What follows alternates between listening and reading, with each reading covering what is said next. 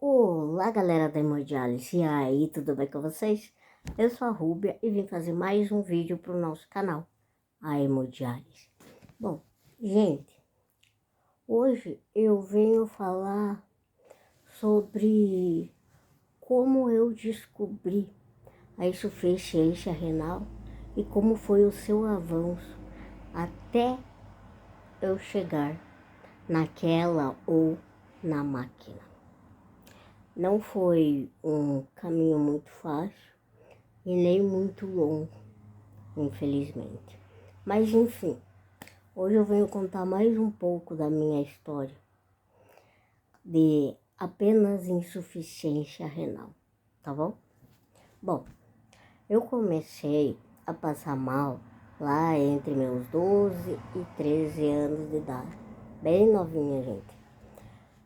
E aí eu comecei com crises de vômito, sendo que com o passar do tempo, eu sentava na mesa, fazia a refeição, levantava e ia pro banheiro, vomitava tudo que eu comia, e aí eu voltava a comer de novo. E aí eu conseguia segurar essa segunda, no caso, alimentação que eu fazia.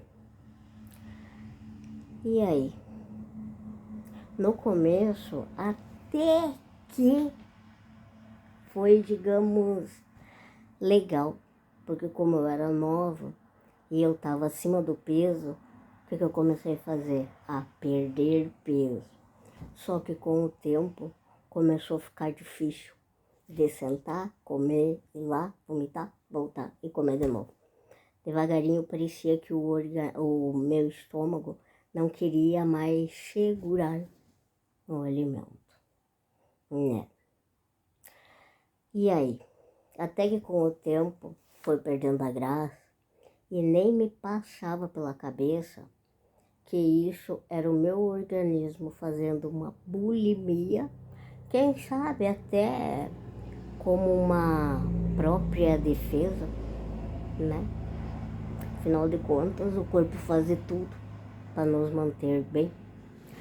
E aí eu fui no médico e ele apenas me dava o tal de Plasil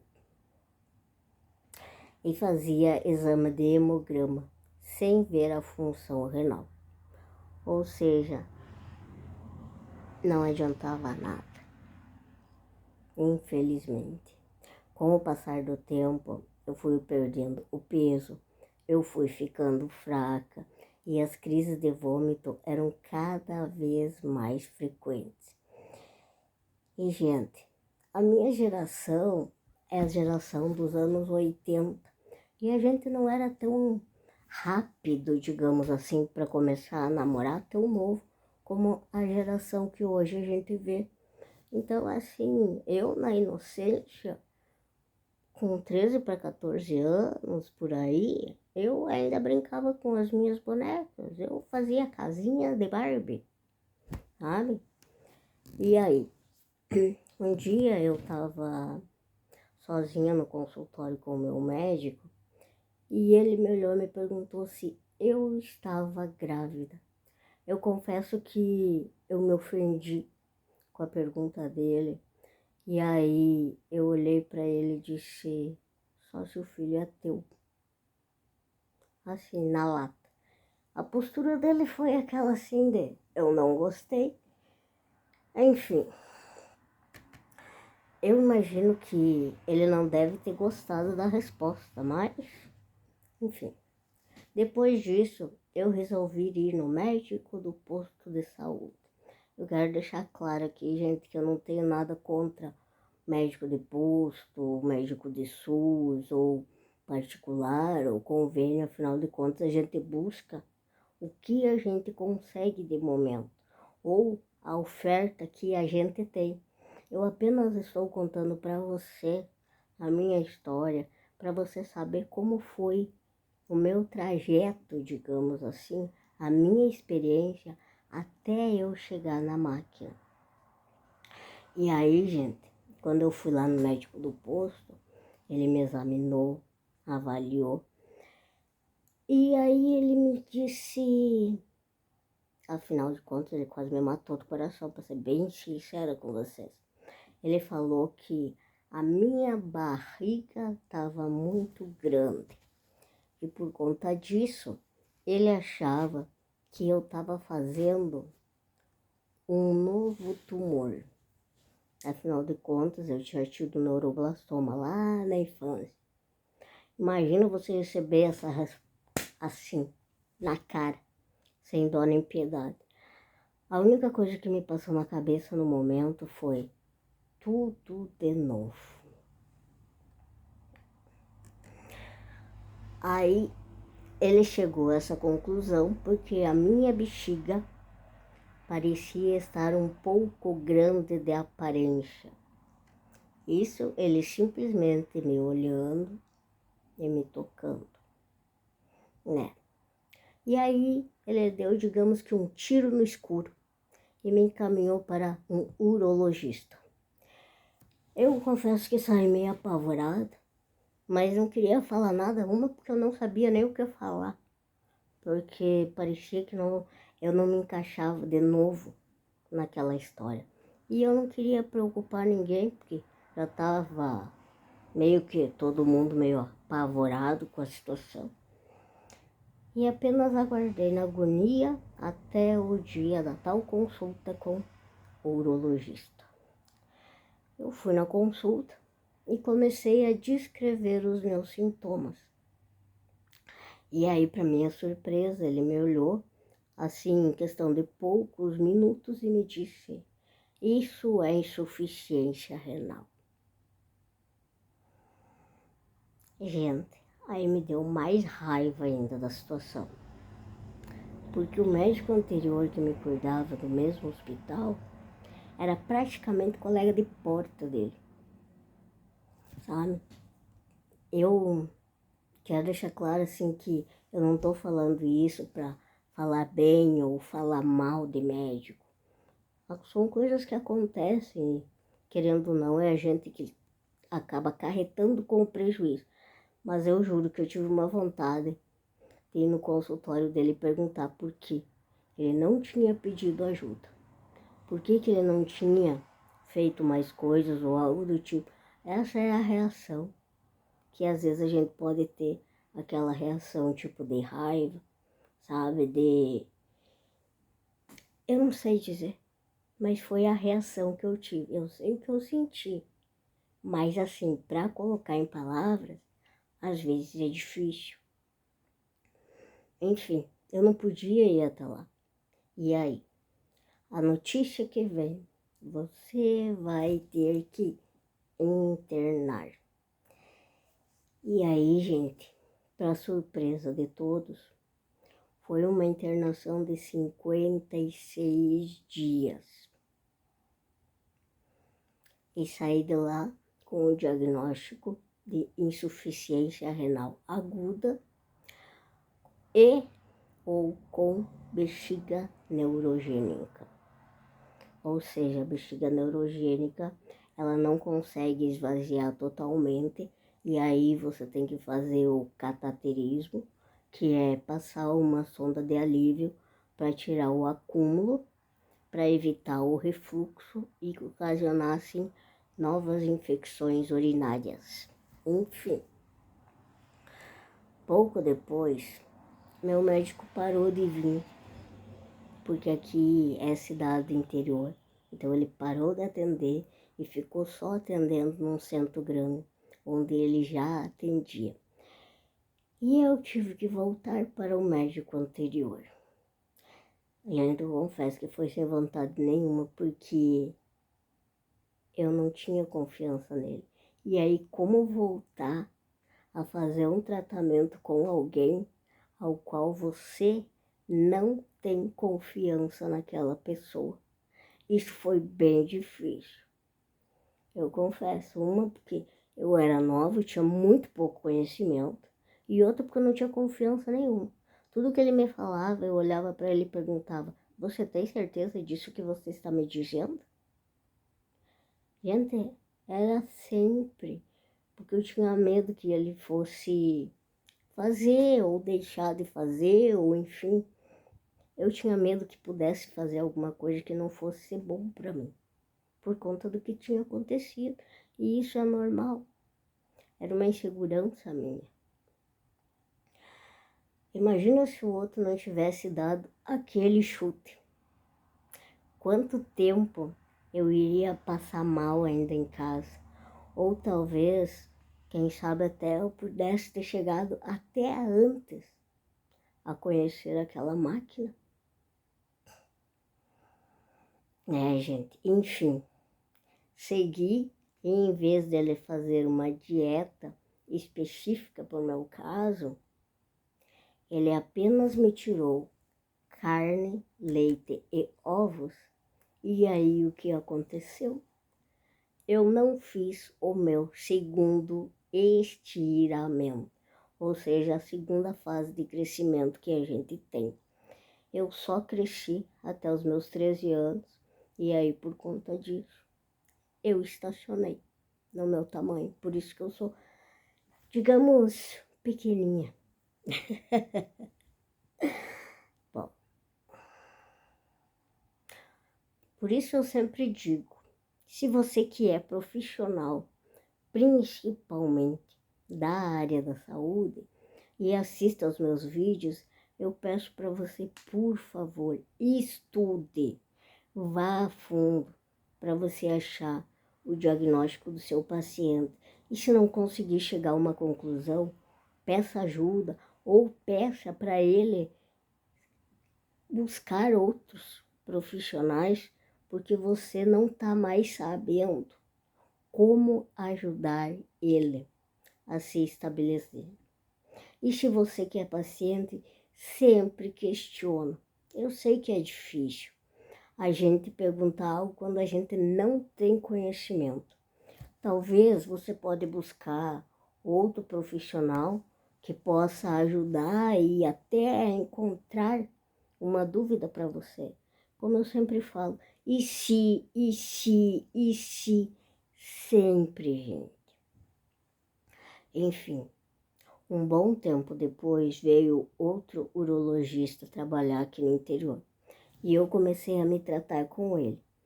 Eu lembro que comecei a fazer uma crise e aí ele resolveu passar um tal de duplo J no rim.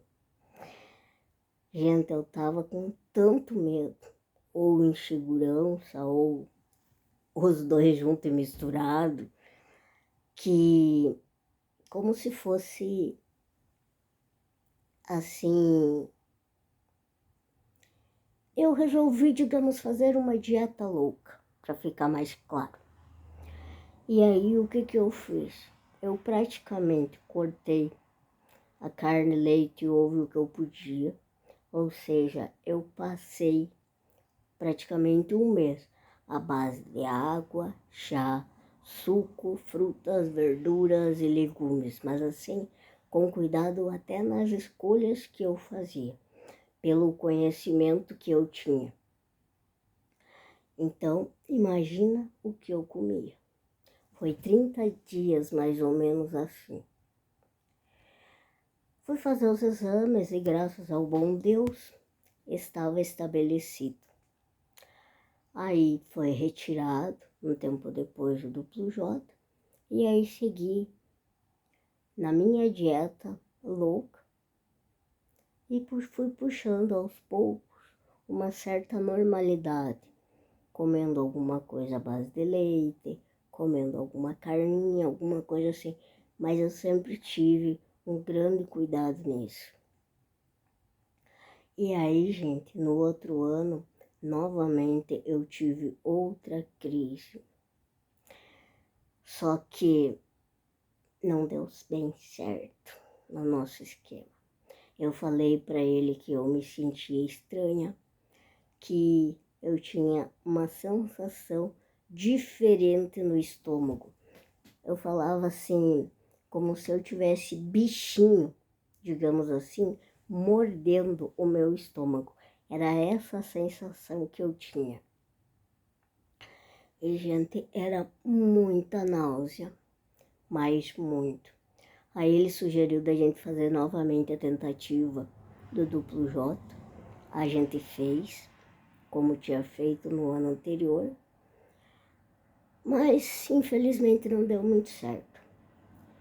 Aí eu já fazia o cataterismo, só que eu não aguentei os 30 dias. Eu comecei a passar mais mal, a ter mais náusea e a vomitar muito, mas muito, gente. Era questão assim, eu tava fazendo alguma coisa, eu tinha que largar e sair correndo,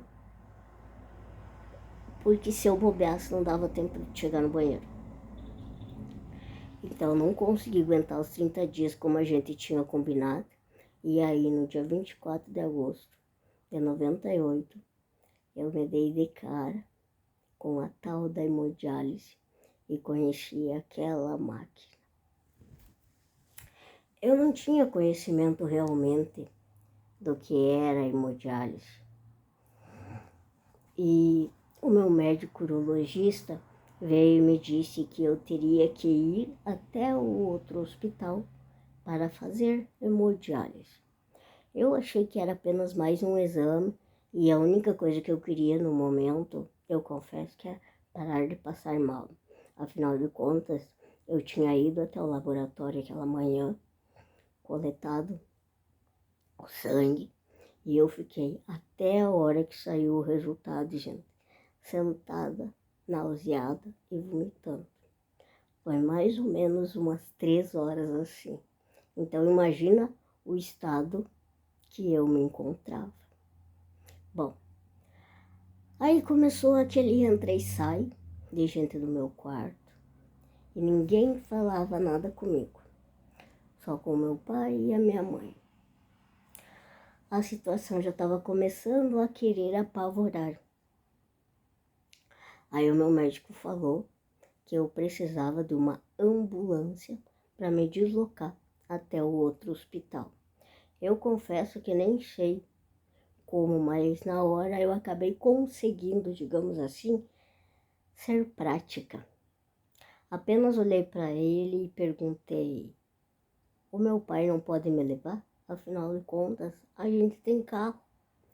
E aí a gente teve que ter autorização para mim poder sair do hospital, o pai me levar até outro hospital para mim conhecer a tal da hemodiálise.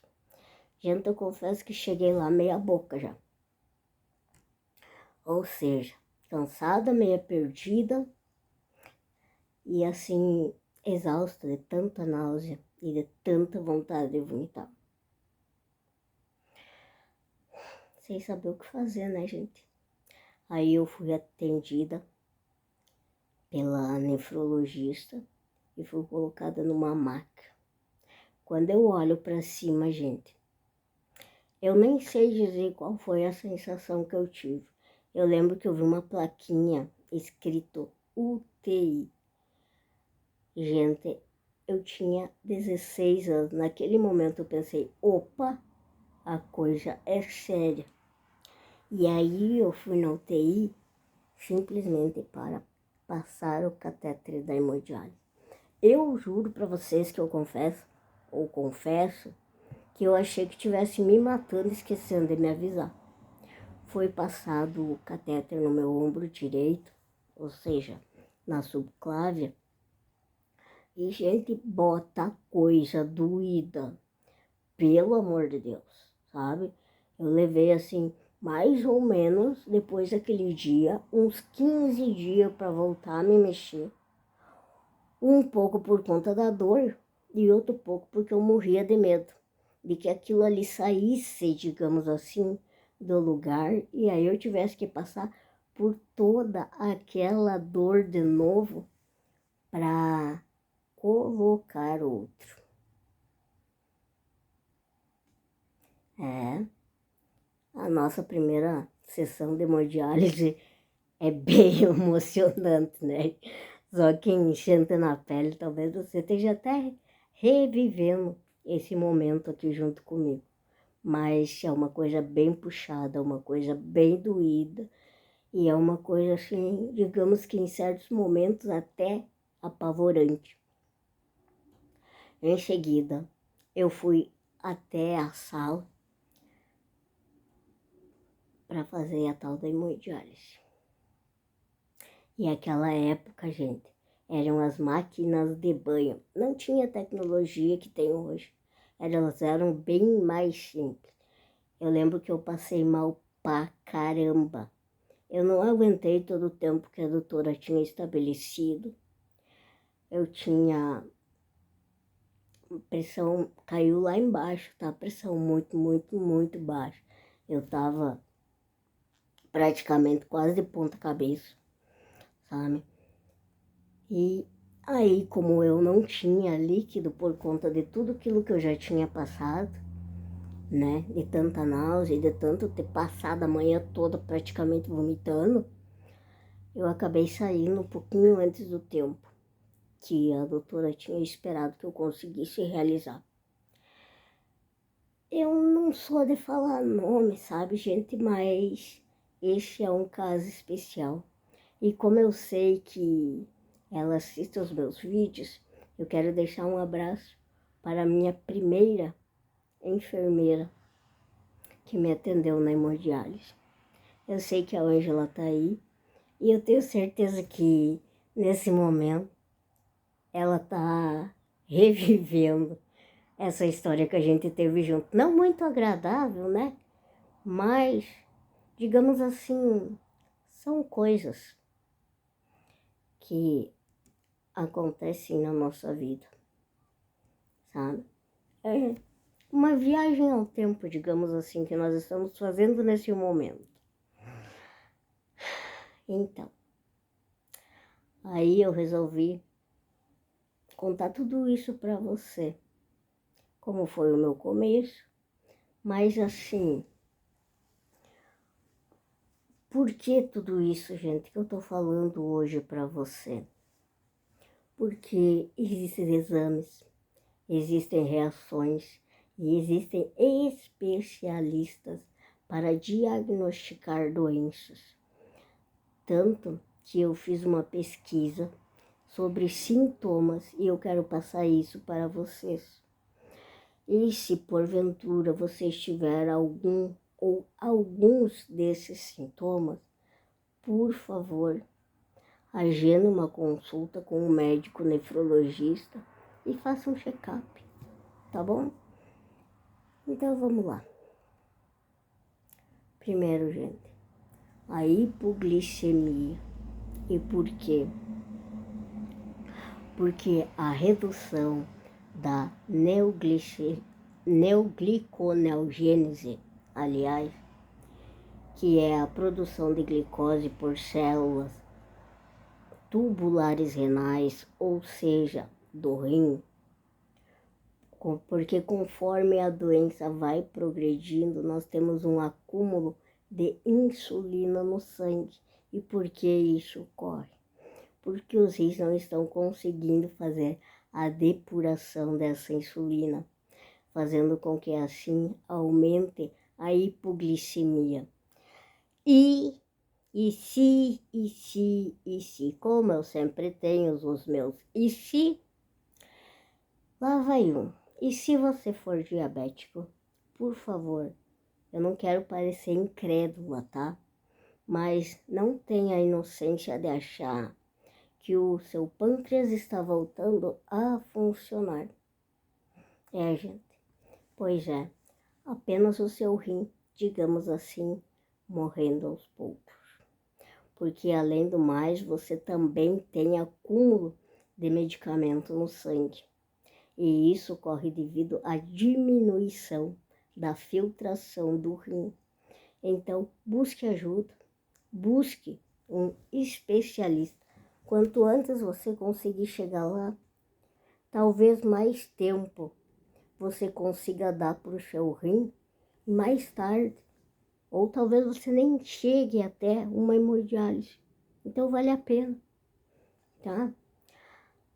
O segundo sintoma que eu encontrei, gente, na minha pesquisa, taquipneia, que é aquela respiração acelerada que a gente faz. que pode acontecer por você ter líquido no pulmão. Ou se você não tiver o tal de líquido no pulmão, pode ser por conta da acidose metabólica. E o que é essa acidose metabólica? O acúmulo de ácidos orgânicos no sangue, fazendo com que os pulmões tentem compensar essa acidose, fazendo uma alcalose respiratória, para assim conseguir eliminar o máximo de gás carbônico, originando assim a respiração rápida ou acelerada, como eu falei e demonstrei. Gente, eu tive acidose metabólica e é bem estranho, ainda mais quando a gente não tem noção do que está acontecendo. Eu confesso que eu sentia na minha boca o gosto como se eu tivesse ingerido acetona. Eu sentia o cheiro de acetona quando eu abria a boca. Para você ver como o nosso organismo é uma máquina incrível. Terceiro sintoma, gente, que eu encontrei. Noctúria, né? É o aumento de urina no período da noite. Isso por conta de uma maior ação de resistência do hormônio antidiurético, como também dificuldade da concentração da urina nos rins, pela perda de sódio ou de sal, como a gente conhece, tendo aí como consequência uma diurese osmótica. Quarto sintoma, gente, prurido ou a tradicional coceira. Isso ocorre por conta da ação inflamatória da própria doença em si, além de outras alterações que podem ser causadas por neurotransmissores, por sensibilidade da pele e pele seca. Quinto sintoma, alteração do ciclo sono-vigília. Sente mais sono durante o dia e dificuldade de conseguir dormir à noite, uma fadiga bem intensa e uma certa indisposição, sendo que às vezes essa indisposição, gente, pode ser até comparada, digamos assim, ou diagnosticada como uma depressão. Sexto sintoma, no homem, impotência. E na mulher, perda do líbido, devido aos sintomas de cansaço, indisposição, mudança de humor devido a toxinas que estão se acumulando no organismo, mais precisamente, digamos assim, no sangue. Sétimo, anorexia, perda do apetite devido ao acúmulo das toxinas no sangue, enjoo, vômito. E isso tudo vai acontecendo a tal da perda do peso. Lembra que eu desenvolvi bulimia como defesa? Pois é. Oitavo sintoma, gosto ruim na boca. Você pode sentir um gosto metálico, gosto amônico, e às vezes apenas as pessoas à sua volta conseguem perceber isso. Então, assim, se você, ao alguém falar alguma coisa, ou se você se sentir estranho, pegue a sua mão, mais ou menos nessa posição, e faça. E aí, cheira, para ver se você sente o cheiro. Às vezes você pode não sentir. Então, peça para alguém. Seja honesto com você, com a sua saúde, e pergunte para alguém da sua família ou alguém de confiança que está perto de você, fazer o teste com você. Nono sintoma, gente, edema orbital, que é o inchaço assim na face e ao redor dos olhos. Sabe essa bolsinha que assim, que algumas pessoas têm, tipo uma bolsinha d'água que alguns falam? Pois é. E esses sintomas, ou isso, vai desaparecendo conforme o dia vai passando. E por que que isso acontece, gente? Porque temos aí o efeito da gravidade. Pois o líquido, digamos assim, ele vai descendo conforme vai passando o dia, porque ou a gente fica sentado ou a gente fica em pé. E aí vai descendo, sendo que no acabar do dia você pode estar com o seu rosto murcho, digamos assim, e os seus pés e as suas pernas inchados, como também pode acontecer um edema geral, ou seja, todo o seu corpo pode estar inchando. 10º sintoma, gente, urina espumosa. E isso ocorre porque já está saindo proteína na sua urina. Isso indica que já tem proteína na urina, tá? 10º sintoma. 11º sintoma. Me perdi aqui, desculpa. Anemia por conta do hormônio eritropoietina, que tem a função de estimular a medula óssea e produzir glóbulos vermelhos, como também algumas deficiências nutricionais de ferro, vitamina B12, ácido fólico e menor sobrevida das hemácias, neste, digamos, ambiente ao qual o organismo se encontra com as toxinas. Agora você que faz hemodiálise, me conta aí. Você consegue perceber o porquê que você faz aquela injeçãozinha de eritropoietina ou, digamos, o tradicional Eprex? Conseguiu entender o porquê disso? 12º sintoma, gente. Aumento da pressão arterial. E essa é uma causa e consequência devido à falência do órgão, ocasionando o desequilíbrio, tá?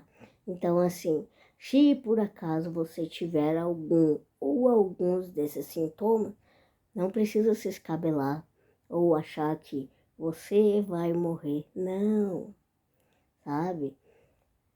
Busque ajuda, respira fundo, procure um médico nefrologista, vá até ele e peça para você fazer uma avaliação. Se você quiser, você até pode falar, olha, assisti um vídeo na internet e vi isso. Mas busque ajuda, vale a pena. Cada dia que você conseguir viver mais um dia longe daquela máquina, com certeza vai valer a pena. Pode ter certeza disso. Eu espero hoje, do fundo do meu coração, ter conseguido contribuir com um pouquinho mais de conhecimento para você, tá bom? Então, é isso que eu quero passar para você hoje, esses cuidados e um pouquinho da minha história. Então, se você gostou do meu vídeo, deixa um like que eu vou ficar bem feliz para continuar fazendo os meus próximos vídeos. Se você quiser deixar um comentário para mim, eu vou adorar ler e responder. E quem sabe desse mesmo comentário eu consiga fazer mais um vídeo. E se você quiser saber quando eu vou postar o meu próximo vídeo, se inscreve no canal. Assim, quando eu postar, ele vai chegar fresquinho para você. E lembra, como eu sempre falo, se cuide, se preserve e principalmente viva, porque você está vivo. E vamos fazer o melhor sempre. Tá bom, gente? Um beijo grande no coração.